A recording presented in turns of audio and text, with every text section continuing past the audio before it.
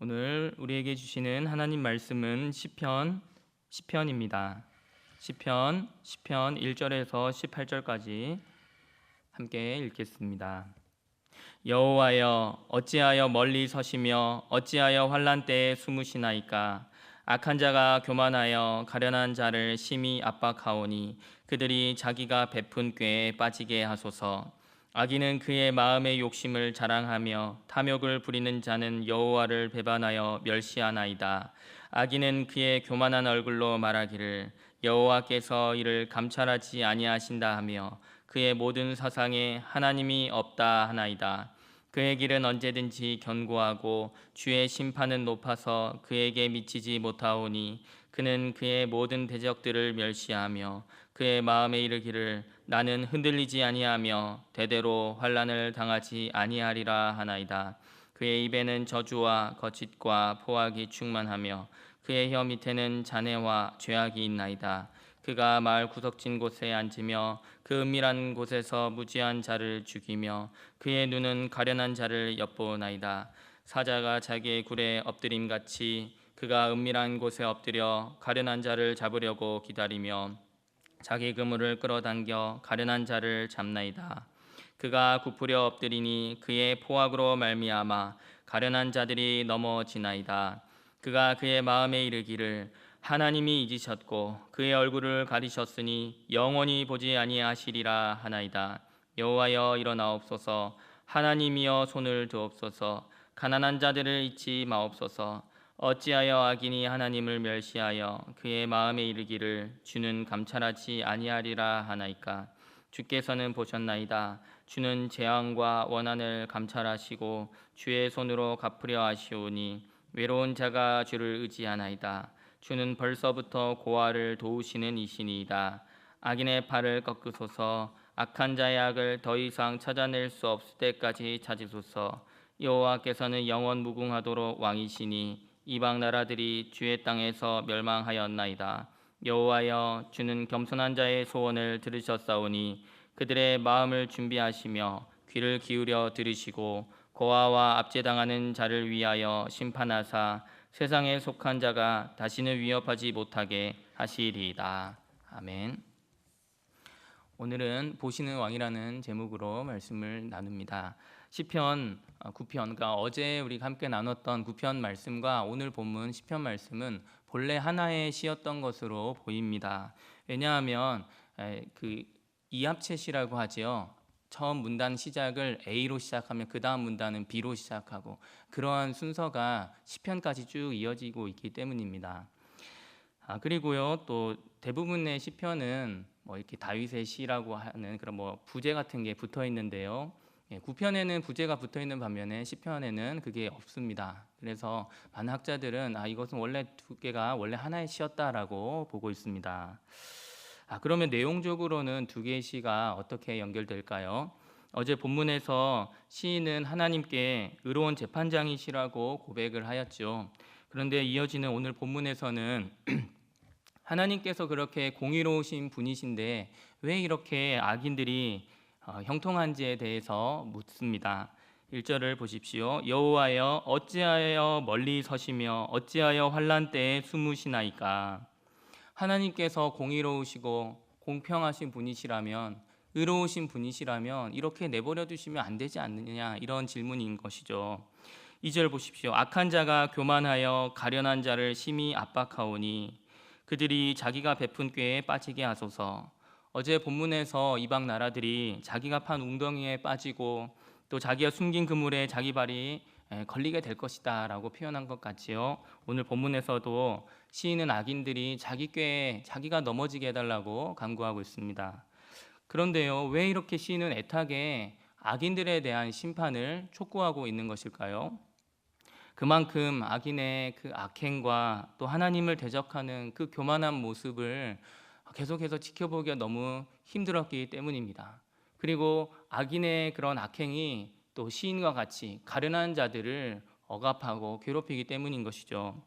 3절과 4절을 보십시오. 악인은 그의 마음의 욕심을 자랑합니다. 무엇보다도 하나님을 멸시합니다. 교만한 얼굴로 말합니다. 그의 모든 사상에는 하나님이 없다고 하는 불신이 깔려 있습니다. 11절 보십시오. 그가 그의 마음에 이르기를 하나님이 잊으셨고 그의 얼굴을 가리셨으니 영원히 보지 아니하시리라 하나이다. 얼마나 교만한 말입니까? 얼마나 어리석습니까? 신은 없다라고 주장한 사람 하면은 자주 떠올리곤 하는 사람이 있습니다. 바로 영국의 진화생물학자인 리처드 도킨스입니다.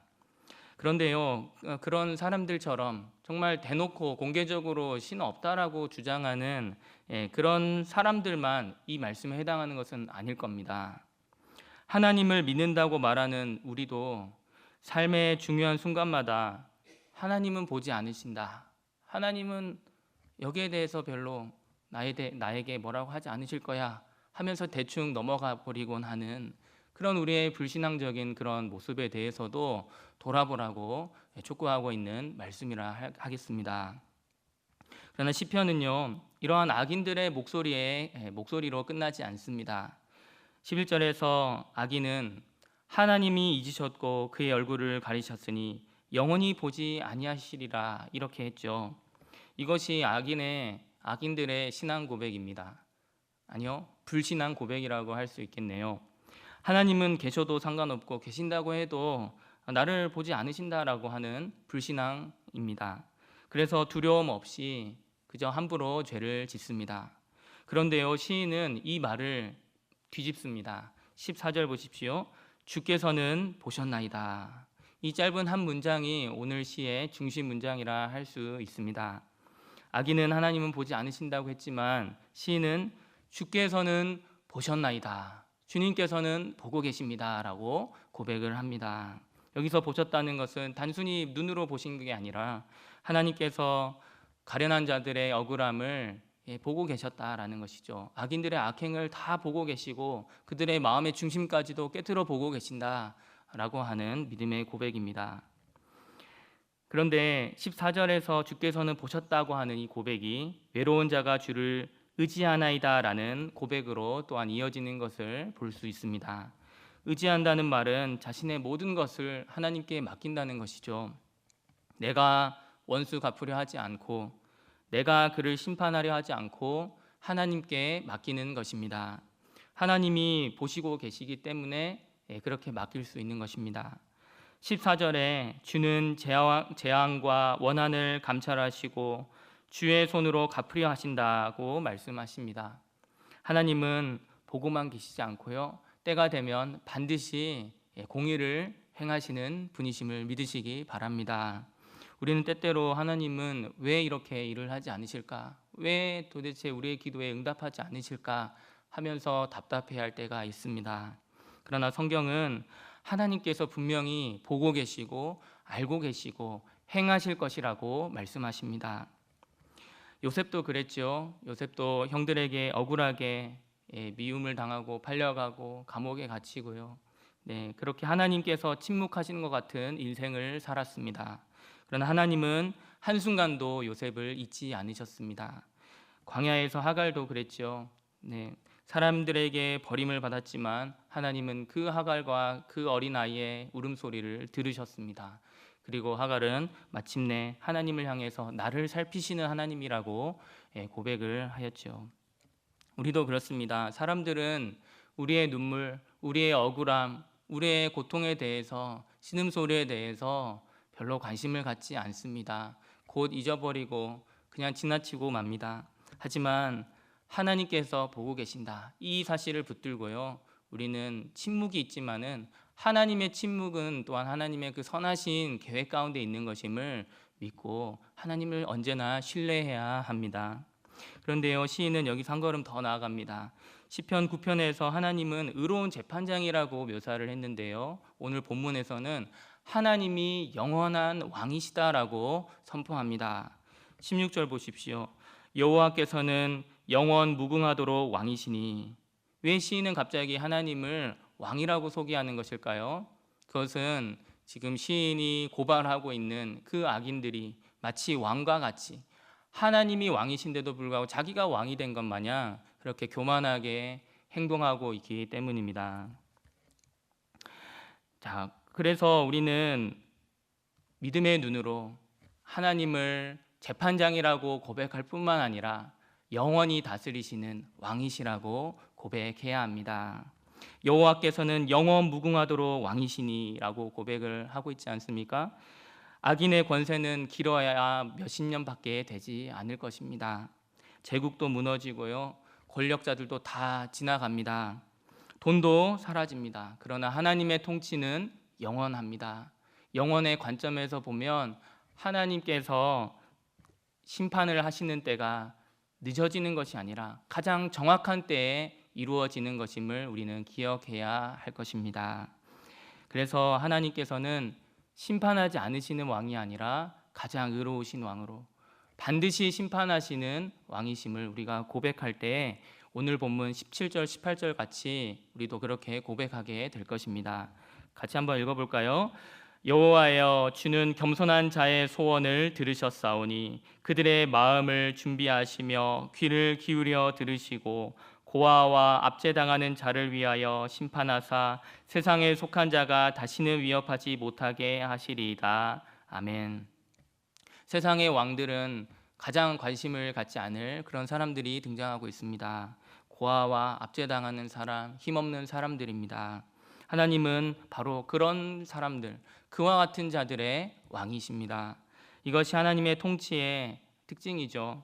그래서 시인은 단순히 하나님께서 왕이시다라고 기뻐하는 것이 아니라요, 우리 같은, 나와 같은 가난한 자, 나와 같이 연약하고 나와 같이 억울함이 많은 자들의 왕이시다라고 고백하며 기뻐하고 있는 것입니다. 이것이 복음입니다. 예수님께서도 이 땅에 오셨을 때 왕궁으로 가지 않으셨습니다. 가난한 자들을 찾아가시고요, 죄인들을 부르셨습니다. 병든 자를 고치시고 억눌린 자들을 찾아가셔서 자유케 하셨습니다. 모두가 가늠한 여인을 향해 돌을 집어들었을 때에요, 그 중심에 서서 다시 한번 그녀에게 기회를 주었지요.